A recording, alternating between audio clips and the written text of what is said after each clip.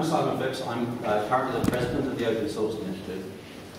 The Open Source Initiative needs you, and I'm going to explain to you why OSI needs you as we're sitting here.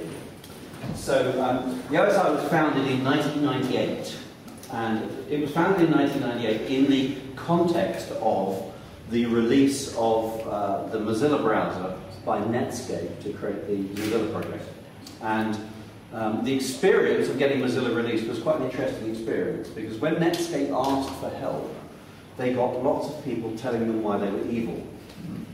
And there was a bunch of people who felt that wasn't the right way to go about telling a corporation how to release their software as open source. What they felt was that the corporation probably didn't need a lecture in practical ethics. What it actually needed was a set of pragmatic instructions on how to get out of the way and let the community take over.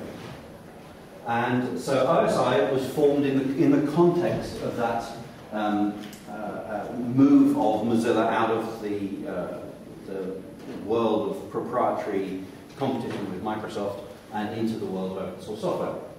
It was founded at the O'Reilly Open Source Conference, and of course it wasn't called that then.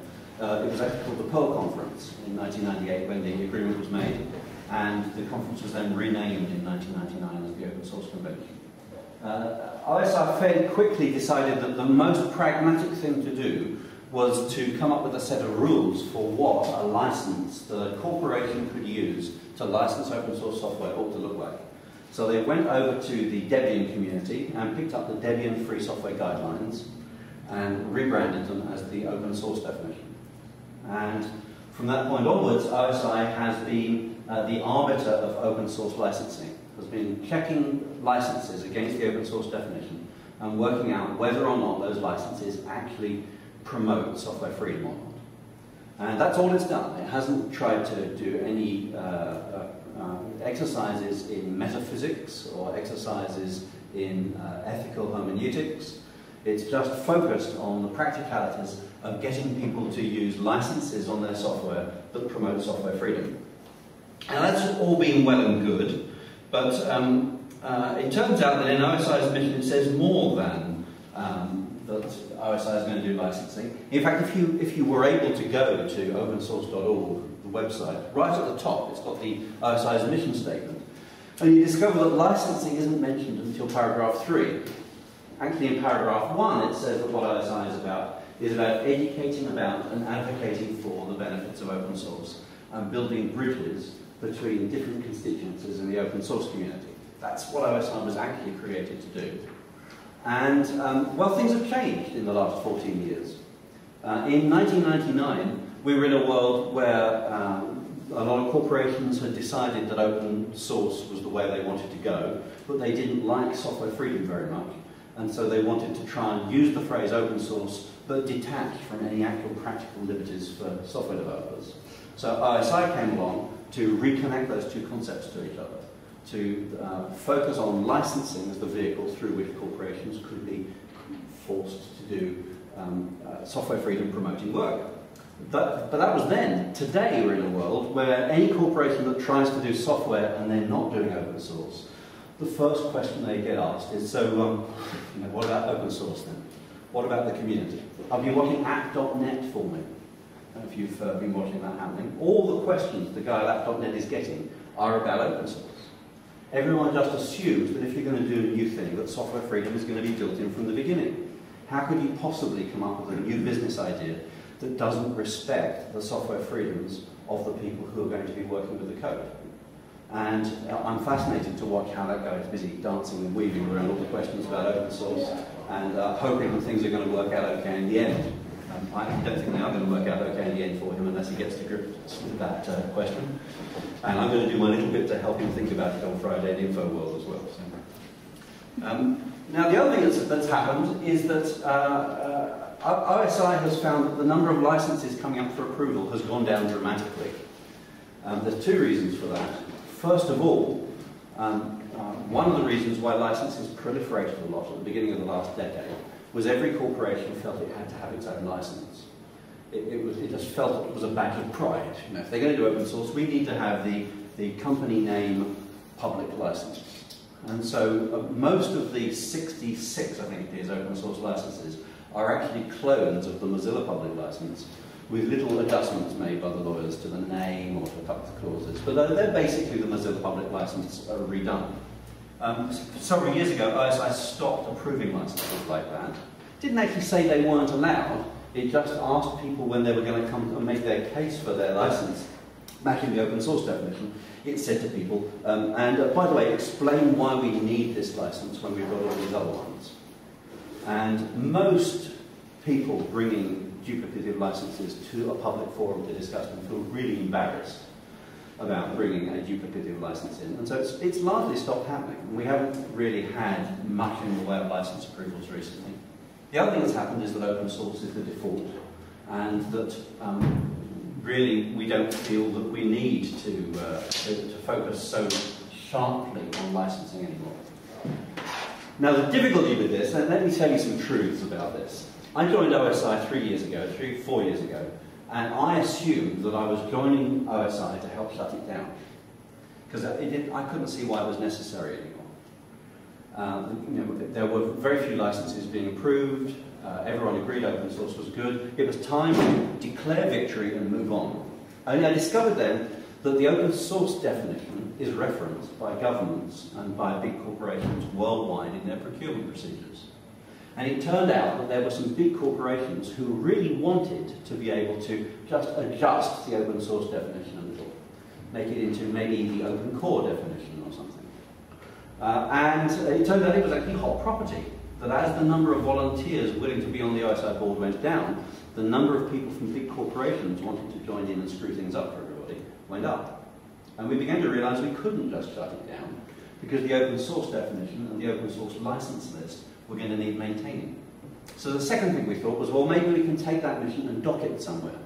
Maybe we could dock it at the Linux Foundation or at the Berkman Center or at some existing organization. But then we discovered that actually there was enough work involved in maintaining, keeping that list up to date and stopping bad things from happening, that actually the Berkman Center or the Linux Foundation would need to create a group of people just like the OSI board. Only it wasn't their mission, so if they did it, probably it would be delegated to a group of people who didn't care quite so much about it as we did. So that was the point at which we realised that we weren't going to get away with shutting it down or docking it with someone else. So we had better do a third thing, which was give it a reason to exist. So 2 years ago, the OSI board embarked on creating a new focus on those 3 bits of the mission statement that are about educating, advocating, and building bridges. And at the beginning of this year, we got to the point of the revamp where we realised that that would need people to make it happen. At the moment, OSI is just an 11-person board of directors, self-perpetuated because we're really scared about bad influence getting into the board and changing direction, just like the Free Software Foundation is about its board. We realised we can't actually bring about the change we want with just that group of people. So what we've done is we have created a member organisation. We started in the spring of this year by creating an affiliate member organisation, and we have a big bunch of affiliates now. Organisations like Apache, Debian, Eclipse, Linux Foundation, Wikimedia Foundation, Creative Commons are all affiliates of OSI now. And they are our collective conscience. They're the people who are going to stop anything bad happening as we go through this time of change. Then this month, we've created a personal membership program. It's called, or individual membership program, and that's what's at this URL. And that's a place where you can join OSI, and you can begin to bring about the change that you need. Now, the title of this talk was Open Source Needs a Posse, and the reason for that is because here's the reason I think you want to join. There are some things that you can do in existing open source communities. If you want to start a new open source project, go work with Apache, go work with Eclipse, go work at the Free Software Foundation. If you want to do something that involves your local community, work with a local community group of some kind. But let's say you wanted to create an international speaker exchange for open source user groups. Or let's say that you wanted to create a social fund to allow software developers to attend conferences when they couldn't afford to do so. Or let's say that you wanted to be able to write a letter to national governments on behalf of the open source community, for example, explaining why software patents were bad. How would you do any of those things? There isn't someone that will look after those things for you, the things that are for the overall open source community. There's plenty of groups that will do things that are focused on its parts, but not a group of people that do things that are focused on its whole. And that's where OSI individual membership fits in. If you've got a vision for one of those things, if you would like there to be an international journal for women in open source, if you would like there to be a clearinghouse for speakers for open source user groups across the world, where you can stand up on our member mailing list and say, I'd like this to happen, who's with me? And if sufficient people stand and put their hand up with you, then all of OSI's resources are yours. You can form a working group, use OSI's name and reputation, its money and its resources to go do the thing you want. The board of directors would expect you to have a fairly concrete plan, a good group of people to actually make it happen, and a timetable that's got an end date. But if you've got all of those things, then OSI will make those things happen with you. In the autumn this year, we're going to launch corporate membership as well, and we expect there to be a number of corporations wanting to be able to use that keyhole logo on their marketing materials and willing to pay us money in return for it. And actually, we're not just going to ask them for money, we're actually going to ask them to work with the other two parts of the membership and give their resources to it. So I'm expecting there to be 2 hardware manufacturers offering discounts on computer hardware. I'm expecting there to be at least 1 conference promoter offering significant discounts on conferences. I'm expecting there to be a book publisher giving away free books, all joining in as corporate members and not just paying a membership fee, but actually paying individual membership benefits.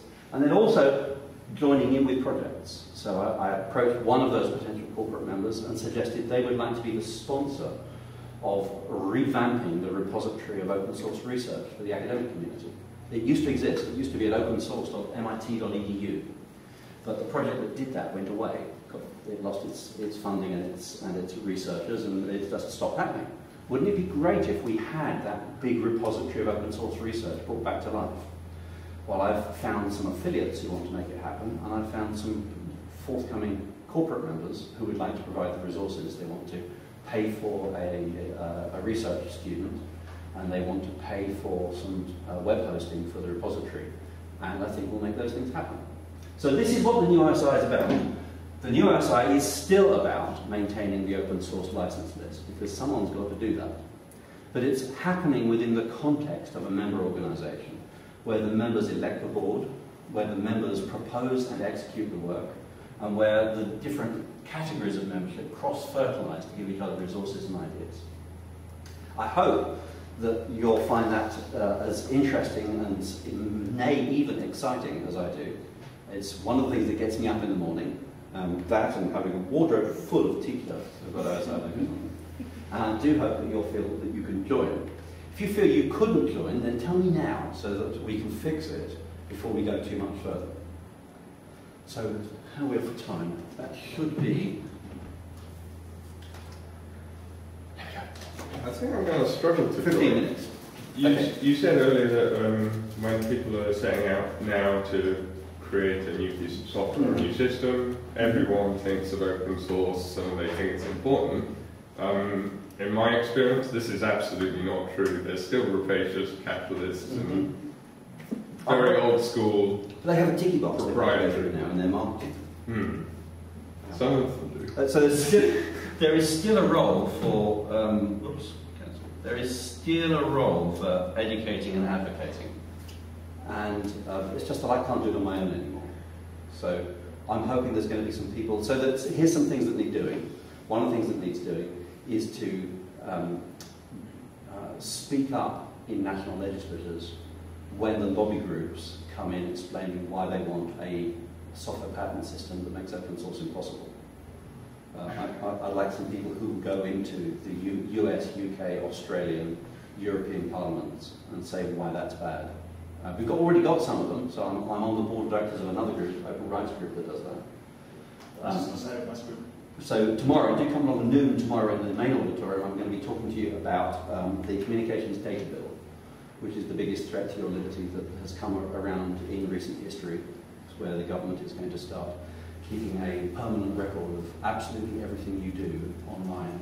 And I mean absolutely everything you do online. And they're going to make it searchable by all authorities with pretty much no oversight or recourse. And you probably don't want that to happen. So I'll be talking about that tomorrow at lunchtime. And by the way, when we've killed off the Communications Data Bill, the zombie will be back out of the grave in a couple of years' time. So we need things like Open Rights Group. Everything that ends with Open Rights Group is great. Open Rights Group is affiliated with a thing called EDRI in Europe, the European Digital Rights Initiative. And there are similar organisations in other countries. So France, for example, there's Quadrature du Net, which is also part of EDRI. The reason I joined the Open Rights Group board was I went to Jim Kelly and I said, you don't seem to be speaking up for open source very much. Because they weren't. And I still don't really see that there is anyone who stands up and says, look, I can speak for the open source community and I can tell you that that's wrong, or that this is right. So that's one of the things I think has absolutely got to happen, because while I think open source is the default on the marketing tick list, I also know that most entrepreneurs that I know laugh at the very thought of software freedom.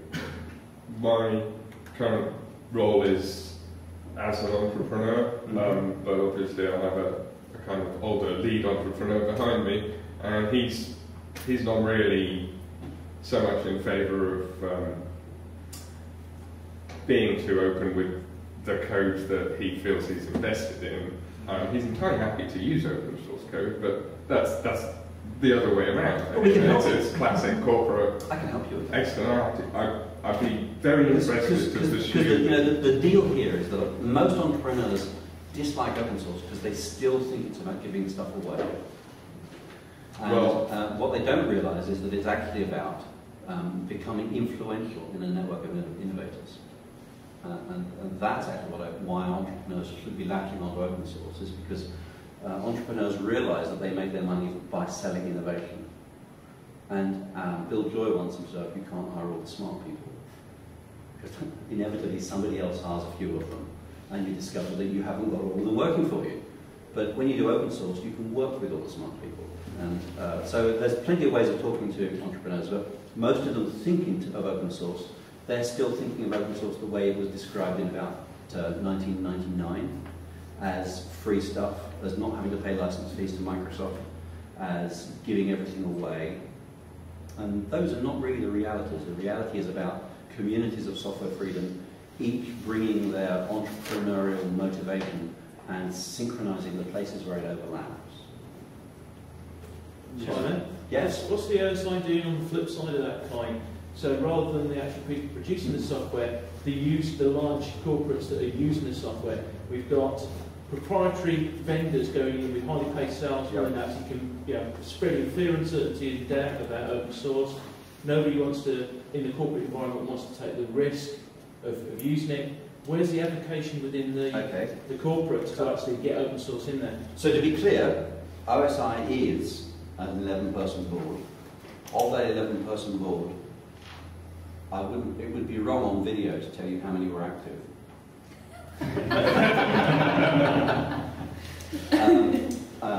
But to just give you a hint, the people involved haven't got the bandwidth to take on any more initiatives themselves.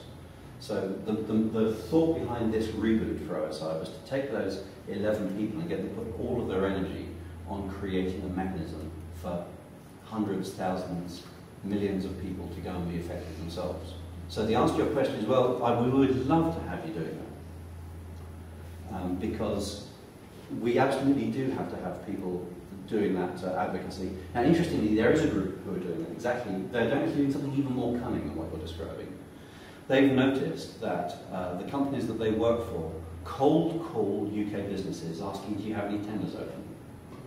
And then they start putting in applications to fill those tenders with their proprietary services. And this guy said, well, hang on a minute, I could do that with open source. I could form a sales organization. I could cold call UK businesses, I could find their tenders, I could assemble bids for them from groups of open source consultancies and developer shops, delivering exactly what these people want. And then I could pay my salespeople top rate money with the fees coming in, and what's more, the consultancies would make money, and what's more, there would be profit left over to donate back into the open source community. So there's a guy doing that. That's called Emerge Open, his company is called. And he's already started trading on that basis. And I hope that he's going to make that as a template available in the open source community to say, well, you know, you could do that. You know, if you've done really well in business, why don't you give me £500,000 as an investment, and I will return it to you in 3 years. And in the meantime, what I would have done is I would have paid a sales team to do sales, and I would have employed a load of open source consultants and developers, and I would have donated money to the open source community by the time you get your investment back. So those are the things I want to happen. I want to see positive things happen. I want to see people discovering that when they get together, they can come up with really clever, creative ideas. That's what I hope is going to happen when people get together at OSI, not just knocking on the door telling people why things are wrong. To echo Ross and Andy, although I disagree with him about money being everything. And we'll be talking about that over coffee in just a moment. Do you see any overlap with the open data movement? Because I think in some of the circumstances you mentioned, like open license work in British government, that's almost more important, and they do open data work. So the difficulty with the open data movement is that there are at least 3 open data movements. And because there's the open data movement that is that is epitomised by Google. Google's. Have you seen Google's? What's it? If you go onto Google, you can take all your data with you. Oh, exporting. Yes. So they've got a single. If you go onto your Google profile, there's now a single button you can press, and it will take all the data Google knows about you and stick it in a great big zip file. And you know, best of luck. So that's one kind of open data. There's another kind of open data, which is the open data that says everything that the government knows about me, I ought to be able to find out. And there's a third kind of open data, which says all the data the government created on behalf of the citizenry should be available free to the citizenry. So, like Ordnance Survey, for example. All 3 of those are called open data by different people. And they're really different from each other. Because the rules that apply to making Ordnance Survey available to everyone in the population, for example, if applied to my personal data, would scare me shitless. So one of the difficulties with the open data movement is there isn't one yet. There's 3 of them. And it's kind of difficult to work out how they align. For OSI, we've been asked, do we want to get involved with open data? We've been asked if we want to get involved with open hardware. In both cases, we feel the answer is probably no. We feel that we would like to be a peer organisation with somebody else who does what OSI does but with data, or does what OSI does with hardware. But we feel that we don't know how to do that in OSI at the moment. We do know how to define open source. Open source is a software development methodology that makes the most of software freedom to allow you to create the software that you need. That's what open source is about. Mapping that into open data, very tricky. Where does software freedom map into open data? That's the first question you have to ask. Isn't that a little bit of a restrictive view if you put it? I'm not a software person at all. I work for the government. And if you pin the open source definition just to software entirely, aren't we missing a big opportunity? Because where everything is failing, like the old economic systems, governmental systems, we're looking for new models that are based on peer participation, distributed networks. Yep. And open source is a very kind of attractive a beacon to look at to try to understand if there is within what the open source software community has developed over time answers into how we can organize things better, new models that we can use. So is it really helpful to say, as far as I'm concerned, open source is strictly limited to the software development world? Okay, so complicated question. Open source by definition is restricted to the software world. because at the moment the open source definition describes how you work, how you identify whether a copyright license delivers software freedom or not. So it's all about software. However, open source as a movement and as a concept is a fine exemplar for a set of clearly equivalent other digital free culture initiatives. So there's a great temptation to say, well, that's our space too. As I say, so far the OSI board is resisting going and doing those things. So I think I would far rather see the Open Source Hardware Association, which came into existence 2 months ago, dealing with open source hardware than the Open Source Initiative. Because honestly, we don't know how to do it. We don't have the constituency for it. We don't have any history of definitions and documentation for it. So although everyone on the OSI board supports open source hardware, we can't work out why we should mission creep into that area. Now, one day there may well be a role for an open.org that looks after open source software, open source hardware, open data, free culture, artifacts of media and movies and music. And when that organisation comes into existence, I know who owns the domain name. Because Open.org was originally the Oregon Public Education Network.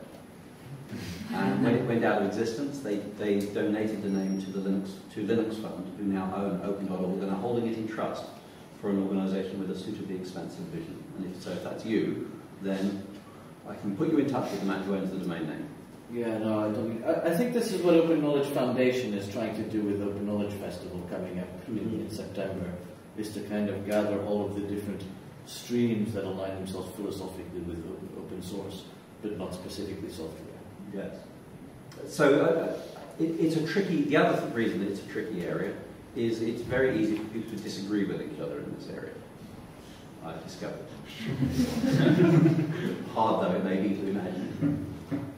So, you know, I could pretty quickly give you a list of organisations that would never join OSI and would never want to be an affiliate. And I can find you plenty of people who think that open source is anathemic. And so I think that is...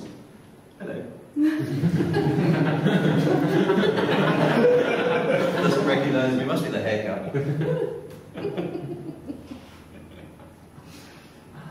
Isn't that exciting? I think that we are a way off yet having a single... Should there be a password? I think we're a way off there being actually a single group that have been managed to encapsulate what the essence of free culture is. And I think that until we've done that, I think having a single organisation representing everything is probably, I think is a bad thing. Because if let's say OSI does decide it's going to move into open data, and does a really good job of moving into open data, we immediately alienate the organisations that refuse to join OSI. And we actually create a division that prevents unity forming around open data. So it's probably better for that open data stuff to happen over here, and then later to put up an umbrella over all of these open organisations saying, hey look, you all seem to be the same thing, but in different domains. Why don't we all team together and do stuff? So I'm rather thinking that the future umbrella organisation is the way to go, rather than letting OSI spread horizontally into other fields.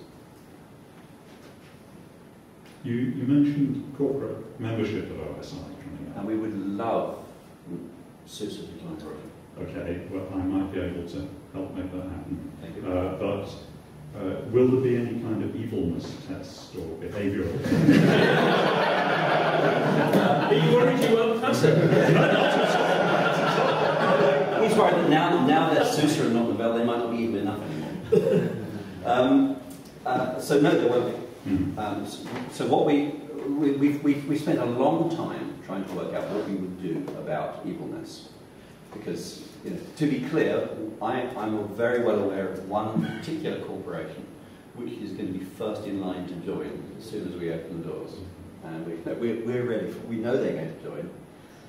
So what we're doing is we're first of all making sure that no category of membership dominates the governance of the organisation.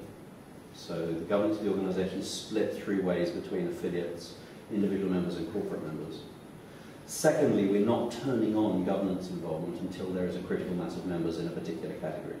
So there will have to be and we're still arguing about what that number is at the moment. Personally, I want it to be 50 corporate members before they get a seat on the board.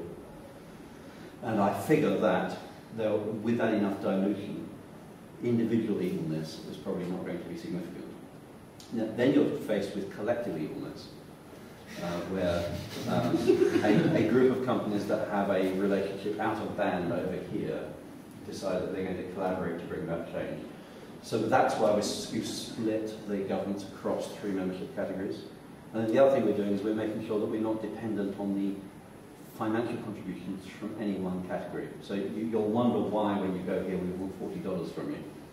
The reason that we want $40 from you is because we want there to be at least 40,000 members by the time we add our first 2 corporates on, so that there's this balancing of cash.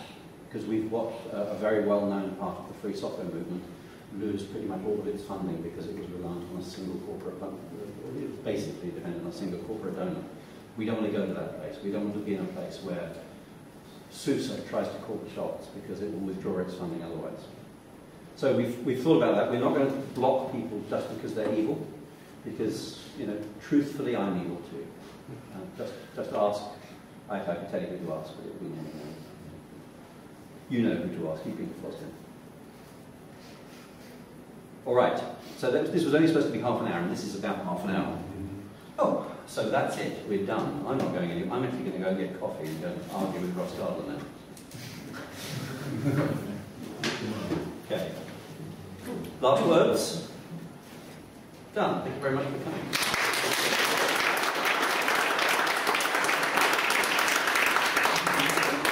Go there.